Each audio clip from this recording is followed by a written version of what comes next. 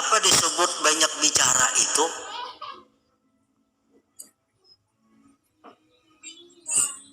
Ngarannya banyak bicara tuh nang kayak apa? Kalamu ma la ya'ni, perkataan yang tidak ada manfaat.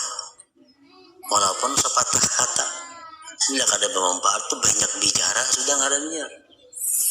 Bepandir sama lamanan tapi bermanfaat tuh ada banyak bicara. Belajaran sama laman suntuk, habis kitab ini ganti, bermuzakarahan. Tapi kitab lagi nang dibahas, hukum Allah lagi nang dibahas. Sama lamanan bepandir, kada banyak bicara ngarannya. Maksudnya banyak bicara itu adalah berkata-kata sesuatu yang tidak menguntungkan di akhirat, yang kada membawa manfaat. Nah, walaupun sepatah kata kita mengucapkan yang kada bermanfaat, itu sudah ngarannya banyak bicara. Kasratul kalam.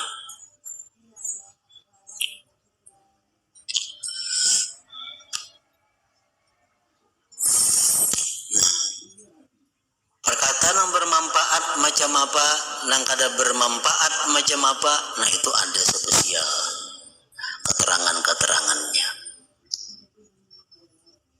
Nah, kayak apa kalam perkataan yang bermanfaat, kayak apa nang kada, itu ada keterangan khususnya. Nah, walhasil orang yang banyak berkata-kata itu menghalanginya daripada tafakur tadi. Yang keenam, kasratud dhahik, banyak tertawa. Artinya orang ini katujuh hiburan, katujuh hendak nang tertawa aja dicarinya. Kasratud dhahik tumitul qalba, ujian Nabi kita banyak tertawa itu mematikan hati. Kalau hati ini mati, kenapa nih pikirkan lagi urusan kebaikan, kada ada lagi. Nah, tafakur itu sesuatu ibadah dari hati yang sangat mulia. Kada akan bisa kalau hatinya mati. Nah, banyak tertawa itu adalah mematikan hati. Kasratud dhahik.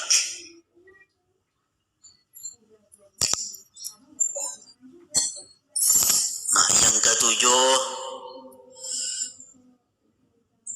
ikhwanul ghafilin, kawan-kawan yang lalai. Kakawanan ini semua orang-orang nang lalai. Kakawanan orang-orang nang kada baik. Kakawanan kada ada orang-orang nang mengingat Allah. Kawan-kawan kada ada orang membicarakan hukum-hukum Allah. Kakawanan semuaan nang lalainya. Nah, ini jelas sudah akan menghalangi kita daripada tafakur tadi. Yang kedelapan, hubbul mizah, suka bersenda gurau. Ketujuh bergaya, di mana aja bergaya, di masjid bergaya, di tengah orang banyak bergaya, kada kau lapas kada bergaya. Nah, ini orang kada ada harapan kada bisa tafakur. Tafakur itu orang-orang yang serius. Orang panggaya kada kau tafakur. Kasratul mizah atau hubbul mizah.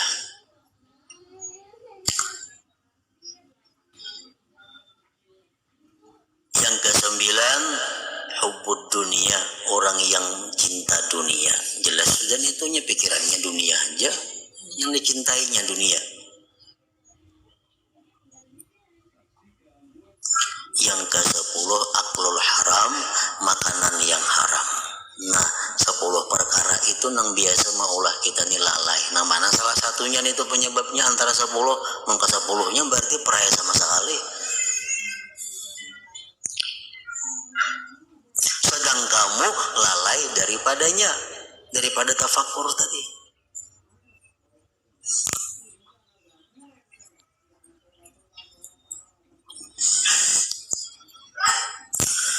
Maka wahai orang yang lalai dari dirinya, maka wahai orang yang lalai dari dirinya dan yang kandungannya, bagaimana kamu mengharap mengetahui selain kamu? Kayak apa kita hendak mengenali Allah, amun mengenali diri seorang aja kada sempat.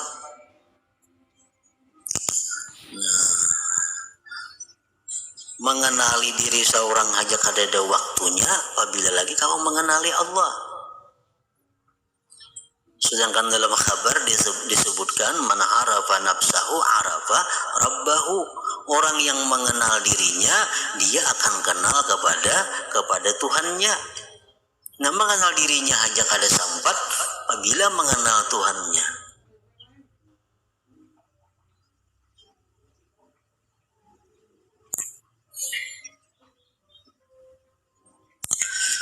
Dan sungguh Allah Ta'ala telah menyuruhmu agar memikirkan tentang dirimu dalam kitabnya yang mulia. Ada sedikit Allah menyuruh kita berpikir. Maka dia berfirman, wa fi anfusikum afala tubsirun. Surat Az-Zariyat. Artinya, dan pada dirimu, maka apakah kamu tidak memperhatikan? Tanda-tanda keesaan Allah itu ada pada dirimu. Tanda-tanda kebesaran Allah ada pada dirimu. Tanda-tanda Allah Ta'ala itu maha berkehendak ada pada dirimu. Tanda-tanda Allah maha kuasa ada pada dirimu. Tanda-tanda Allah maha melihat ada pada dirimu. Semua tanda-tanda Allah itu ada pada diri kita.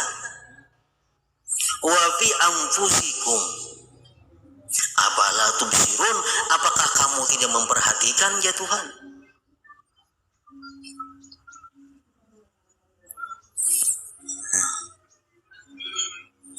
Rasulullah Shallallahu Alaihi Wasallam disebutkan waktu beliau sebelum diresmikan diangkat menjadi Rasul, beliau seringkali berkhalwat di Guha Hira, Jabal Nur. Beliau berkhalwat di sana. Nah, dalam khalwat Rasulullah itu apa yang beliau kerjakan? Yang paling banyak beliau kerjakan adalah tafakur. Tafakur. Karena tafakur itu ibadah yang sangat besar pahalanya. Setiap ibadah yang sangat besar pahalanya itu paling cepat mendekatkan seseorang kepada Allah Subhanahu wa Ta'ala. Alangkah amat sangat kekufurannya, ma akfarah. Dari apakah Allah menciptakannya? Min ayyi syai'in khalaqa. Dari apa Allah menciptakan manusia itu? Allah menjawab sendiri, dari setitis mani. Dia menciptakannya manusia tadi. Dari mani 40 hari, darah 40 hari, segumpal daging 40 hari, lalu berbentuk. Lalu menentukannya. Di situ Allah menentukan. Sesudah 120 hari, 40 kali 3. Di situ finalnya manusia.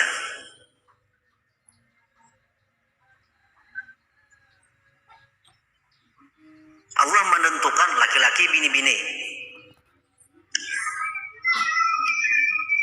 Lalu menentukannya. Berapa tingginya, berapa umurnya, berapa rezekinya, beruntungkah ini orang atau celaka.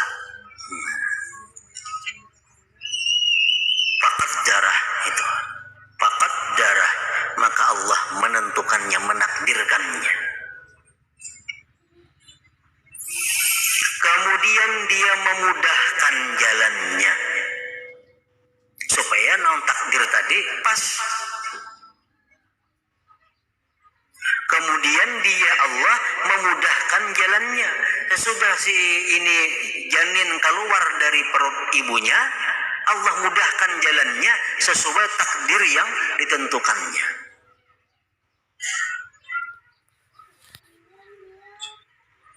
Orang ini ditakdirkan Allah sebagai orang ahli surga, sebagai termasuk syuhada, orang yang beruntung. Allah mudahkan jalannya untuk jadi orang beruntung. Segala jalan ke surga dipermudah oleh Allah.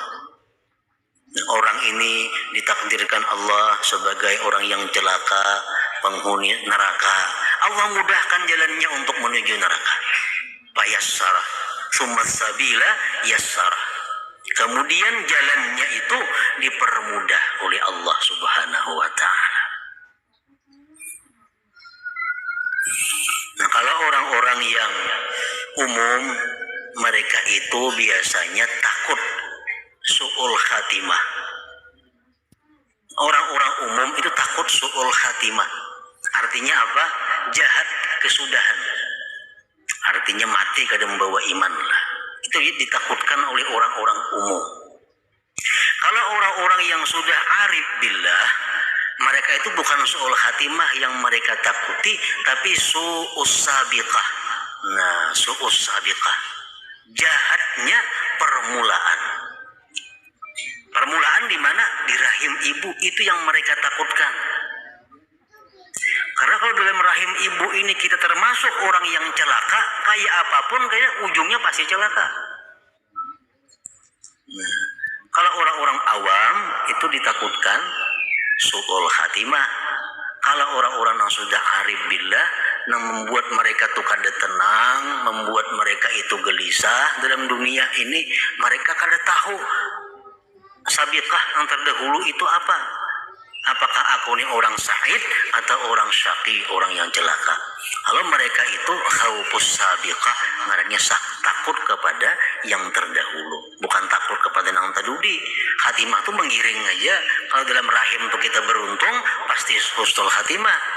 Kalau dalam rahim itu kita celaka, kayak apa aja ujung-ujungnya pasti su'ul khatimah. Nah, itu Allah menciptakan demikian. Kemudian dia mematikannya dan memasukkannya ke dalam kubur. Kemudian jika dia menghendaki, dia membangkitkannya kembali. Dan Allah Ta'ala berfirman, wa min ayatihi an khalaqakum min turabin thumma idza antum basyarun tantashirun. Artinya, dan di antara tanda-tandaku, ujar Tuhan, tanda-tandaku, kekuasaanku adalah dia telah menciptakan kamu dari tanah.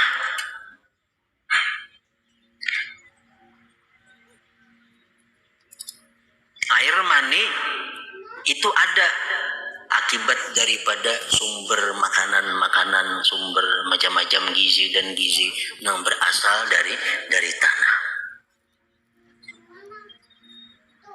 Kemudian tiba-tiba kamu menjadi manusia yang berkembang biak. Allah Ta'ala berfirman, alam yakun nutfah min maniyyin yumna thumma kana 'alaqah fa khalaqa fa sawwa.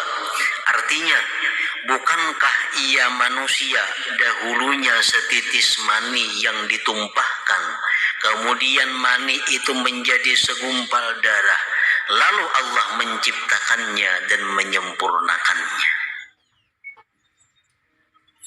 Allah Ta'ala berfirman, alam nakhluqkum mimma immahin faja'alnahu fi qararim makin ila qadarim ma'lum.